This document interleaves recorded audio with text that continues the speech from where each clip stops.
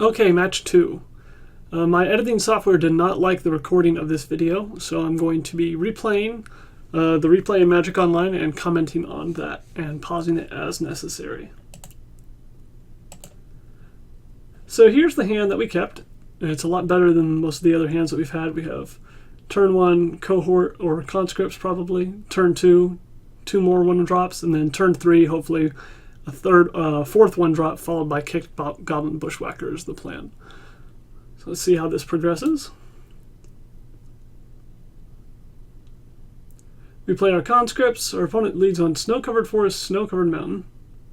Nile is present, so at this point we're believing that there's some sort of domain deck, probably with Mock Caryatiers and Tribal Flames. Everything's going to plan so far. We got to play all our creatures. So here our opponent has managed to play Mock Caryatiers, which is a huge blocker, but we also managed to draw our 1-drop. So we play our 1-drop into kicked Goblin Bushwhacker, and then we can decide whether to sacrifice something in order to trade with the Rioteers and pump up whatever the Rioteers blocks. But instead what we decide to do is sacrifice the thing that that the Mock Rioteers is blocking and pump up an unblocked creature instead to get in more damage. So on our turn 3, our opponent falls down to 7. They get to deploy a Kozali Pride Mage, and now they have 2 blockers. We get to play a cohort and attack in again with all of our creatures. Our opponent lines up their block, so these 2 are obviously going to trade. And then they also block the Goblin Slutter, so it's going to sacrifice itself to pump an unblocked creature so we can get in for more damage.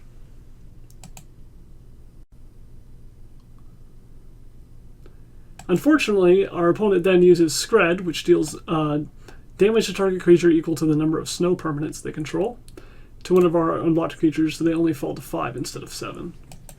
And now we're stuck with 2 lousy creatures against the Mock Rioteers. Opponent cycles an Abundant Growth, plays a Core Skyfisher, picking up the Abundant Growth, but not generating green mana before they do that, so they can't recast it that turn. We have a Goblin Matron, and a decision of what to go get. And since a single Goblin Bushwhacker was not enough there, neither was a Tarfire, we decided just to keep on making the board a little bit larger.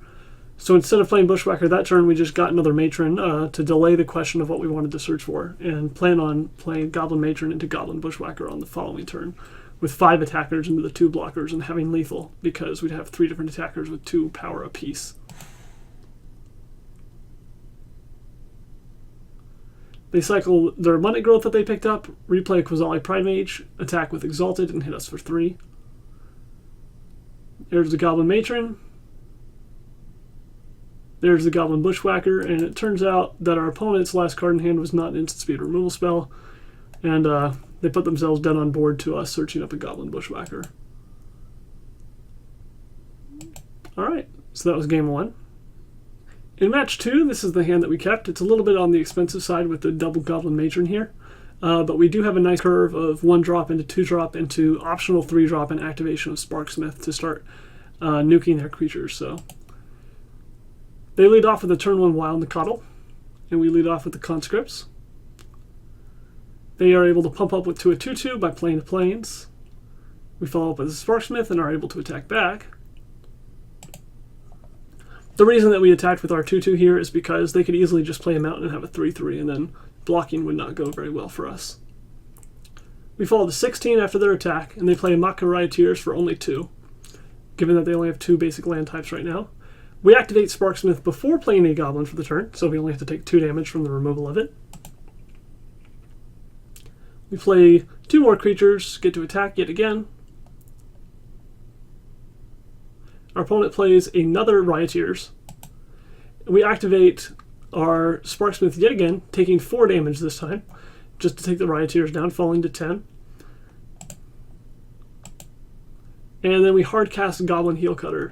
What we're doing here is we're setting up for a large turn next turn. If we draw an untapped land, then we can go Goblin Matron into Goblin Bushwhacker, and if we draw a 1-drop, we can play Goblin Matron and the 1-drop. We attack with all our creatures. They block the Raider, which sacrifices the Sparksmith to pump this up so we can trade with the Wild Nicottle. We really didn't want to be tapping Sparksmith any more times, losing 4 or 5 life to remove any more creatures. We really couldn't afford that much life loss, especially given that Tribal Flames If they just go Nylea's Presence and get Domain and then Tribal Flames targeting our face, that can deal 5 damage for just 2 mana. So we didn't want to put ourselves in a range of being burnt out. And they could be playing Lightning Bolts as well. So that was the reasoning behind being willing to sacrifice a Sparksmith there just to trade with a Nicodle. Opponent passes the turn. We do find that untapped land we were looking for, which means we do get to use the Goblin Matron to find Goblin Bushwhacker.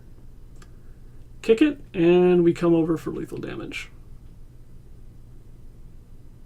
We leave back the Goblin Matron because we already have lethal 6, 10, 12 damage. And the one thing we could get blown out here by is a Tangle effect. A Fog effect more generally, but specifically Tangle, which can prevent creatures from tapping on their next untap step. So we didn't attack with lethal, we just attacked with what we needed, so that if there was a Tangle, we'd at least be able to attack with this Goblin Matron next turn.